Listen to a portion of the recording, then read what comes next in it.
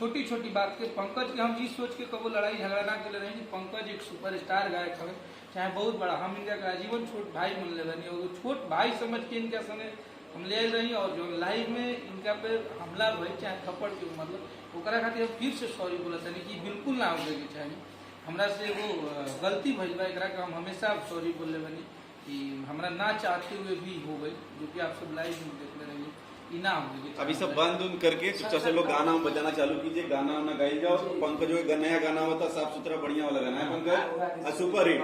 इतना जितना विवाद में पंकज का वीडियो चला है, अगर उतना विवाद में अगर मिलियन व्यूज ना आए गाना में तो पंकज कुछ बच कर ले चलो। बोलो बोलो जितना सपोर्ट आप लोग इस विवाद के लिए किए हैं, तो पंकज का गाना हिट करा दीजिए। जितने यूट्यूबर लोग हैं, जितने लोग चढ़ाए हैं इस भाई के गाने का प्रमोशन करेंगे, उस दिन मुझे आप लोगों की मोहब्बत दिखेगा। इस भाई को आप लोगों ने इतना सपोर्ट किया। हर हर महादेव, जय हर हर महादेव।